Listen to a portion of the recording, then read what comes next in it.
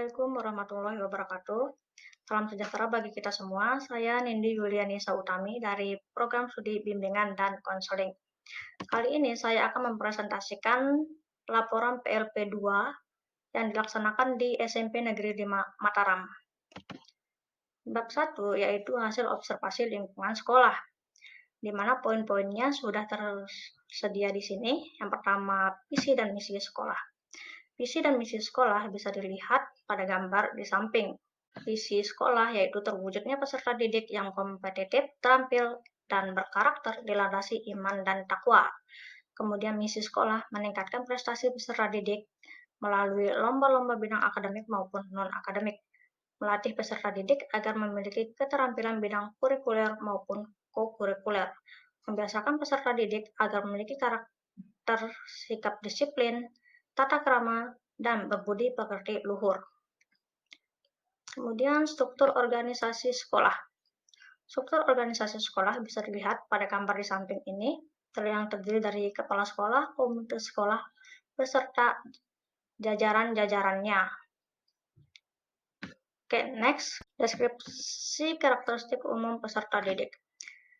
Peserta didik yang bersekolah di SMP Negeri 5 Mataram kebanyakan berasal dari keluarga swasta, di mana persentasenya 47,70%, kemudian pedagang, yaitu dengan persentase 37,85%.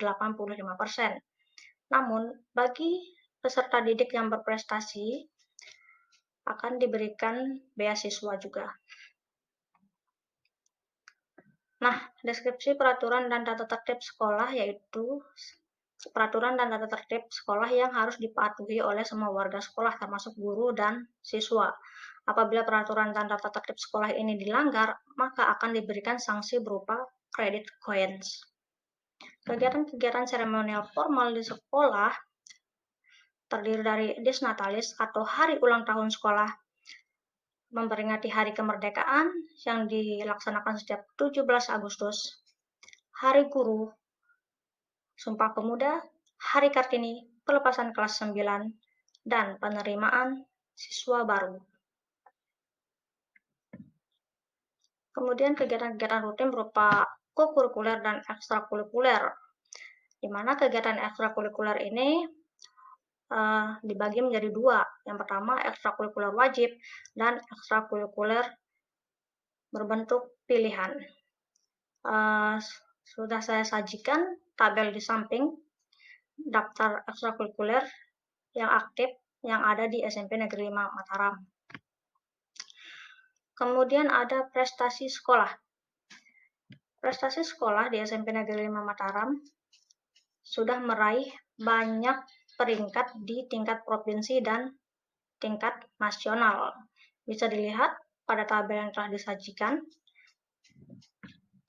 Kemudian praktik-praktik kebiasaan yang ada di sekolah, kebiasaan yang ada di sekolah selama masa PLP tidak terlihat praktik-praktik yang kami harapkan. Seperti sebelum masa pandemi, guru yang datangnya lebih awal akan menyambut peserta didik di gerbang sekolah dan bersalaman dengan peserta didik. Sebelum masuk kelas, peserta didik akan dibiasakan hidup bersih dengan memungut sampah dan membuangnya pada tempatnya. Kemudian peserta didik dibiasakan untuk berdoa sebelum memulai pelajaran dan setelah mengakhiri pelajaran.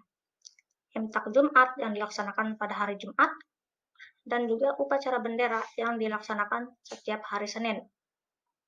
Namun, pada saat selama PLP yang kami lihat yaitu siswa-siswa yang datang mengambil tugas-tugas luring bagi siswa yang tidak dapat mengikuti daring. Oke, next. Bab 2. Bab 2 yaitu telah kurikulum, strategi pelayanan, dan sistem evaluasi dan pemanfaatan TIK. Telah kurikulum yang digunakan di SMP Negeri 5 Mataram dan juga yang digunakan oleh guru bimbingan konseling di SMP Negeri 5 Mataram yaitu kurikulum 2013 yang telah disederhanakan, di mana perangkat atau layanan konseling yang digunakan mengacu pada program POPBK. Strategi pelayanan konseling dalam memberikan bimbingan klasikal, guru bimbingan konseling biasanya menggunakan slide-slide PowerPoint untuk memberikan materi layanan. Sistem evaluasi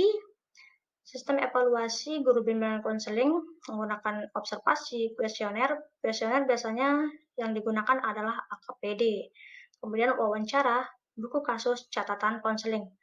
Pemanfaatan TIK, pemanfaatan teknologi untuk bimbingan konseling, yaitu ketika bimbingan klasikal, guru BK biasanya menggunakan laptop, LCD, atau proyektor, itu untuk menyampaikan materi yang berupa PowerPoint maupun video education. Dan pemanfaatan TIK ini juga bermanfaat untuk guru bimbingan konseling untuk menyusun administrasi yang dibutuhkan.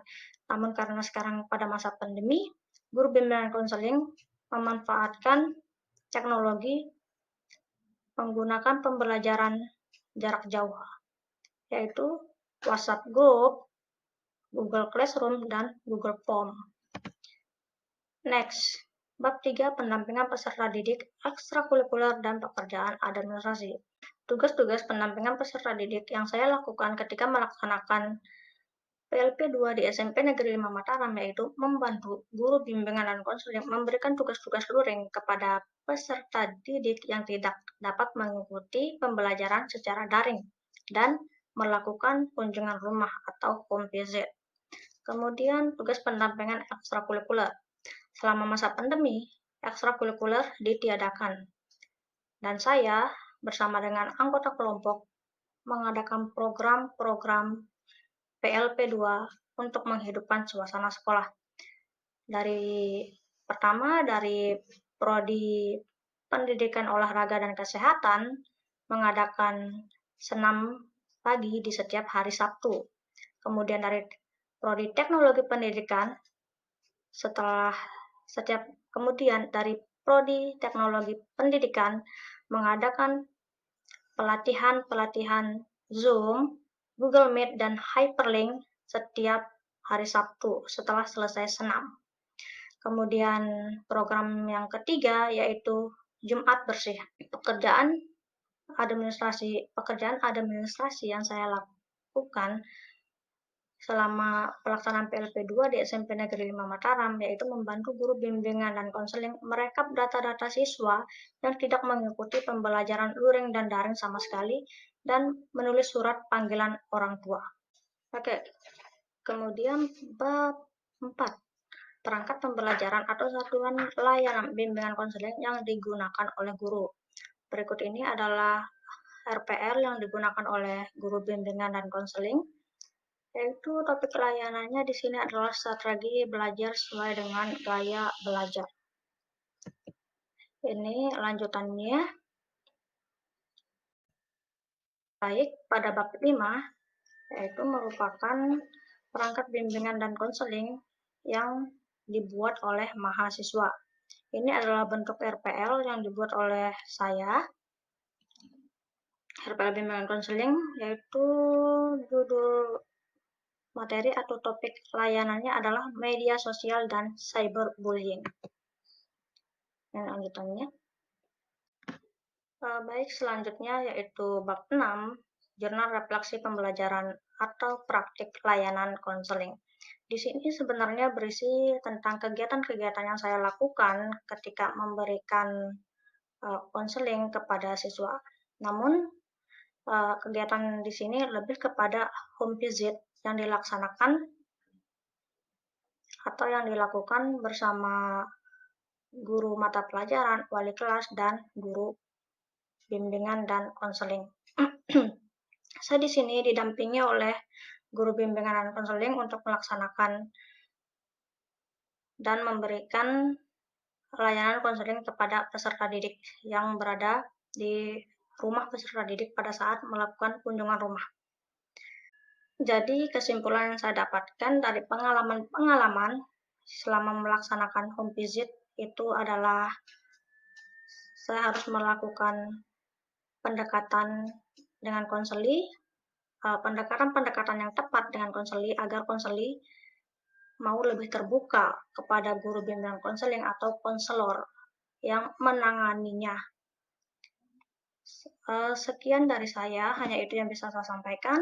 Terima kasih telah menyaksikan, dan sampai jumpa di pertemuan berikutnya. Bye-bye.